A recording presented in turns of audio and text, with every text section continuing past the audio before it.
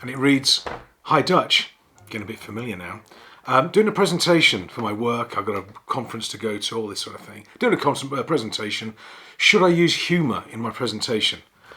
No, you shouldn't. You're not a comedian. Get on stage. What people want is facts and figures and graphs and charts. Cut out the emotion, cut out all the excitement, cut out the enthusiasm. Give them lots of PowerPoint with graphs on it, lots of paragraphs they can read, lots of detail, lots of structure. Don't bother about energy or engagement. Just get on there. Don't try and be funny, and just give the presentation about the facts and figures, and that's all they're really looking for.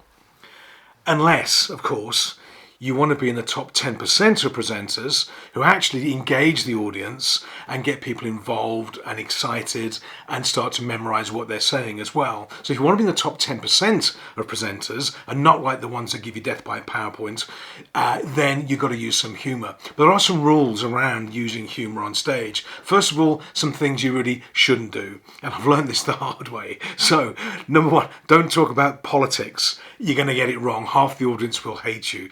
Don't talk about religion. Don't make humour about religion. Why would you? Don't swear on stage. Sometimes I may get away with it, sometimes, depends on the audience. A little bit's okay. But in principle, don't swear. You're going to upset, you're going to offend somebody. Don't tell jokes. A man walks into a pub or duck goes up to a bar. Remember that one? Don't do that. You're not a comedian. Don't tell fixed jokes. Anything you do humour-wise has got to fit the audience and fit the context and content of your presentation as well. Don't pick on the audience.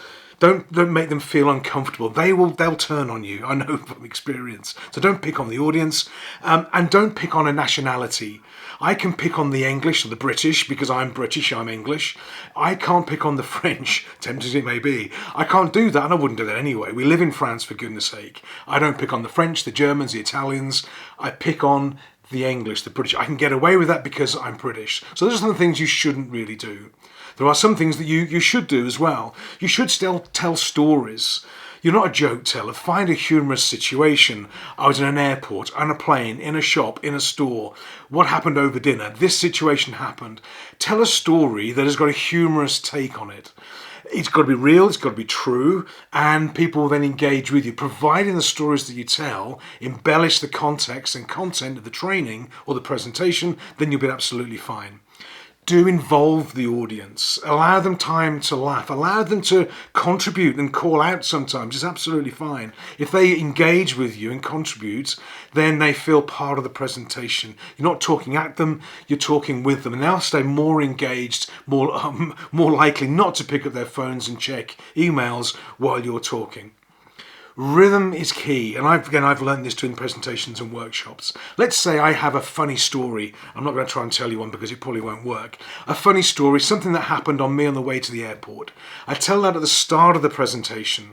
I then refer to it throughout the presentation as an anchor point. And at the end of the presentation, I refer to it again to wrap up or give a message or give some sort of summing up of the whole presentation. So rhythm of humour can be peppered around story, then facts and details and so what, then another story. If you can keep the flavour going, keep the rhythm flowing through the whole presentation, people will stay with you.